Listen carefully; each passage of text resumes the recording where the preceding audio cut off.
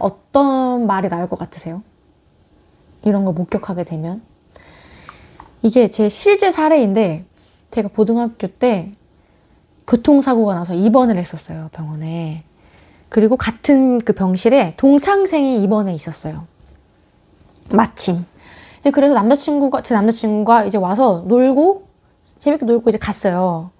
근데 그 동창생의 엄마가 저한테 하신 말씀이 좀 충격적이었거든요. 어머, 쟤 어떡하니? 세상에, 쟤 어떡하니? 저를 보고. 어떻게 세상에 한 침대에 남자랑 둘이 있어? 어? 너 어떡하려고 한 침대에 단둘이 앉아있니? 이제 이런 말씀을 하셨어요. 근데 그 말을 들었을 때 저는 딱 두 가지 생각이 떠올랐는데, 안녕하세요. 자, 오늘은 성교육 세 번째 3탄 이성교재 편입니다. 제가 생각하는 10대가 해야 하는 교육 경험 카테고리 중에 이성교재는 반드시 얘기를 하거든요. 저는 이성교재를 찬성한다. 그래, 해라. 가 아니라 적극 해라. 권장, 추천, 필요하다고 보는 주의예요. 그 어머니들이 이거 보시고 나가시는 거 아닌가 모르겠어요. 그렇게 생각하는 이유에 대해서 제가 천천히 말씀을 드릴게요. 우선 부모님들이 이성교제를 한다고 하면 가장 우려하시는 그 이유가 첫 번째 자녀의 학업에 좀 지장이 생길까봐 학업에 방해가 될 것 같다고 걱정하시고, 그리고 두 번째는 너무 성급하게 감정적으로 또 육체적으로 관계를 이어지게 될까봐 염려하시는 것 같아요. 그런데 다양한 감정을 배우고 경험해야 하는 청소년기에서 사랑만 쏙 뺄 수는 없어요. 근데 부모님들은 다른 거 다 배워, 다 경험해 하지만 사랑은 쏙 빼고 싶죠. 굉장히 부자연스러운 거죠. 네. 네, 아이들의 사랑은 우리들의 사랑과는 같지 않습니다. 부모님들이 그 어린 시절에 순수했던 사랑의 기억 이런 거 있으세요? 뭐 소설 소나기 수준까지는 아니어도 왜 10대 시절에 이성교제를 떠올리면 어떤 생각이 드세요? 전 아주 어릴 때 남자애 이런 걸 떠올리면 뭐 많은 분들은 땀 뻘뻘 흘리면서 뭐 운동장에서 공차던 애들, 또 어떤 분은 막 옷에서 신내 나는 부류 남자애 떠올리면, 그리고 뭐 저는 장난 짓궂게 치던 애들, 그리고 뭐 논리는 없는데 목소리만 큰 애들, 이런 애들 떠올렸고, 또 막 잘생긴 연예인들, 멋있는 연예인들이 떠오르고, 또 막 힘이 세다. 그 당시에 막 운동을 잘한다. 농구 잘하는 막 남자들 너무 멋있어 보이고, 그리고 왜 이렇게 목소리는, 멋진 오빠들은 목소리도 따뜻한지, 두껍고 목소리가 따뜻하다. 이런 느낌이 들었었다면, 이제 어른이 된 지금 남자에 대해 떠올리면 굉장히 다른 단어들이 떠오르거든요. 저는 이제 저 같은 경우는 사회생활을 하면서 남자 하면 이제 권위적이다. 그리고 조금 단순하다? 뭐 이런 게 떠오르고, 그 다음에 뭐 섹스, 바로 떠오르는 거 섹스 이런 거 떠오르고, 또 남편 이런 거 떠올리면 남자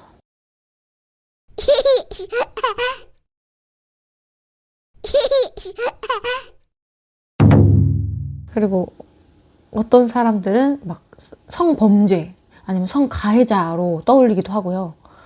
또 믿을만하지 못한 부류다, 남자 하면. 이런 거 떠올리시는 분들도 있어요. 상처받으신 경험이 쌓여서겠죠, 그런 경우에는. 저만 봐도 남자를 바라보는 이 시각이 많이 바뀐 거를 느껴요. 어릴 때는 되게 순수하고 열정적이었던 그 감정들이 나이가 들면서 실망이랑 상처로 좀 바뀌게 되는 것 같아요.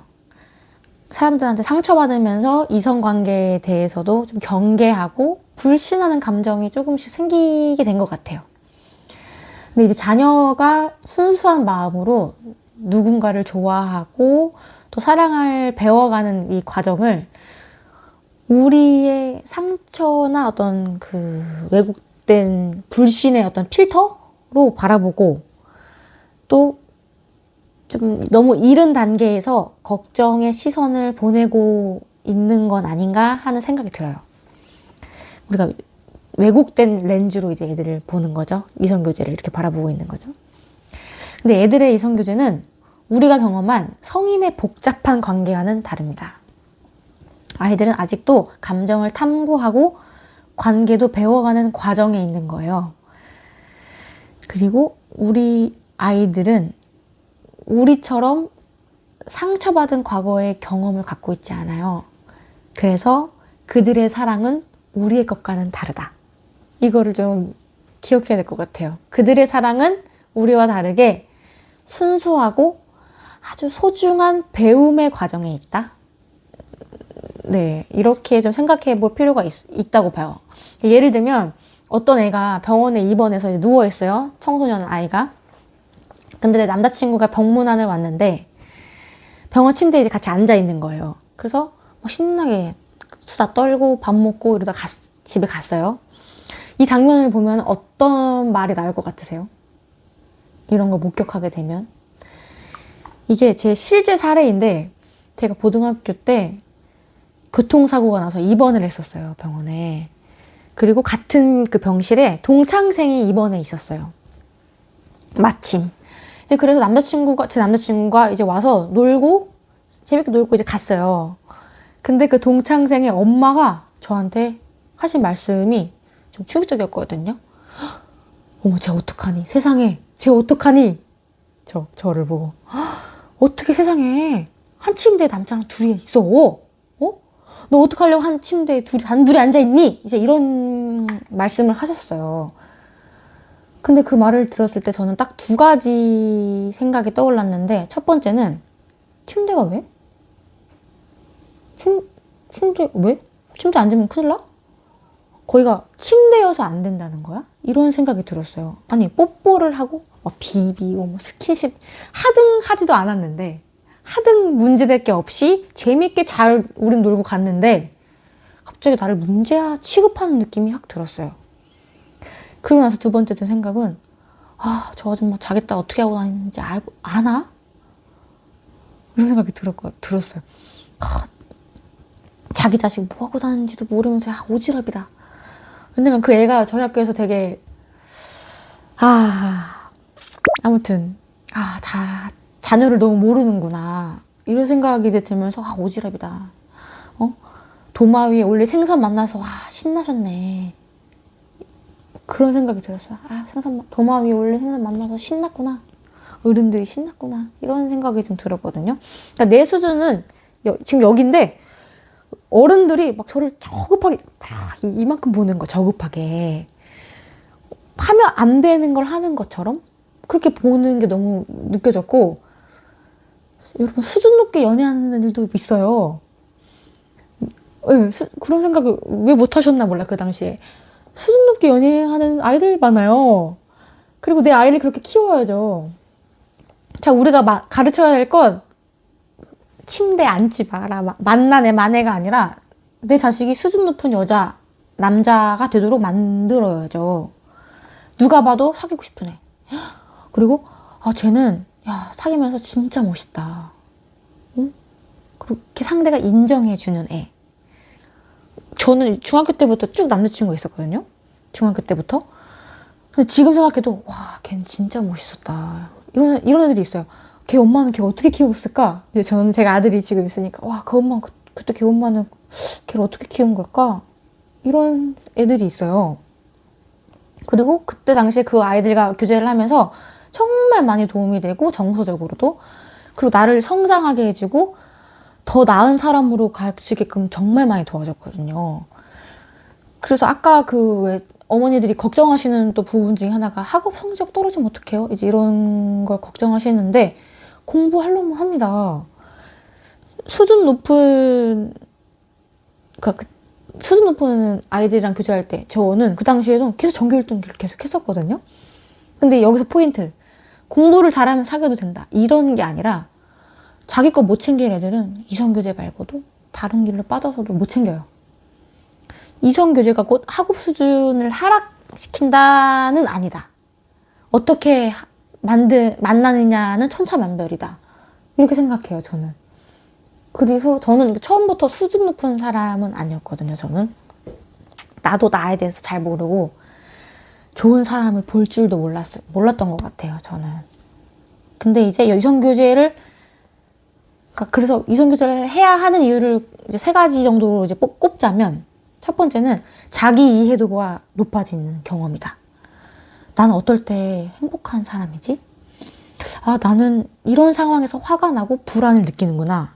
이런 걸 이제 이성교제 하면서 알게 되고, 또, 아, 이런 애를 만나면 나는 이런 모습이 나오는데, 다른 상대랑 있으면 또 그렇지가 않네? 이 차이가 뭘까? 이런 걸 이제 알게 돼요. 자연스럽게 경험을 통해서.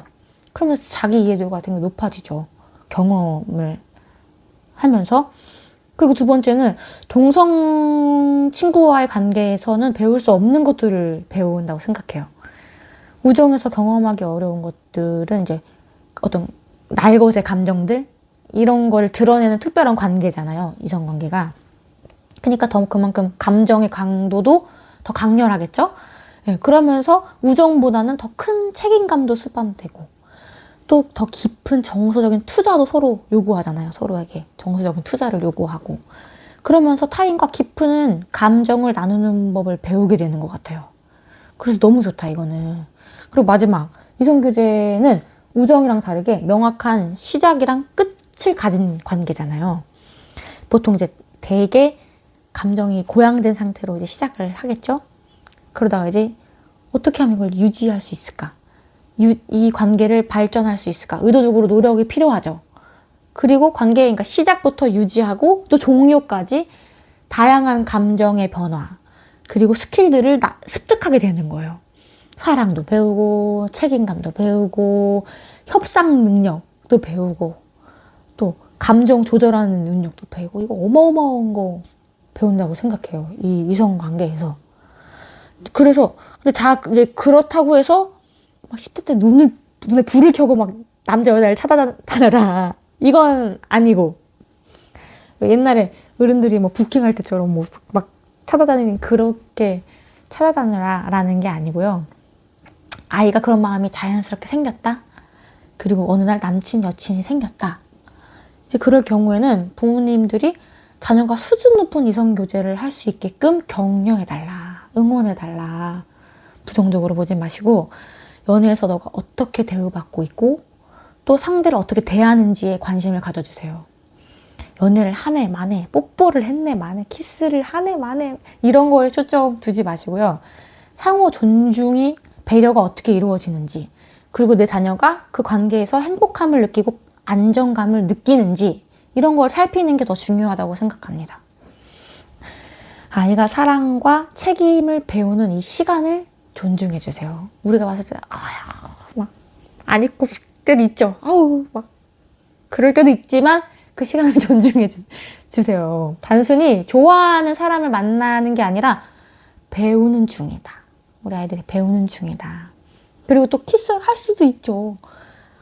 얼마나 설레게 짜릿짜릿하겠어요. 우리도 생각해보면 얼마나 그 키스할 때 막 짜릿짜릿한 그 전기 오는 느낌. 지금은 잃어버린 그 짜릿함. 응? 부럽다. 부럽죠. 짜릿하고 싶은데. 그렇습니다. 우리는 그냥 우리 아이가 수준 높은 관계를 맺어갈 수 있도록 믿어주고 격려해주고 응원해 주셨으면 좋겠다고 말씀을 드립니다. 엄마들이 할 게 너무 많죠. 이런 것도 해야 돼. 부모님들 할 게 너무 많아요. 그렇죠? 저도 그렇게 생각해요. 하지만 할 수 있다. 화이팅! 해보자는 말씀을 드리면서 이제 이성교제 표현은 이렇게 마무리 지으려고 합니다. 감사합니다.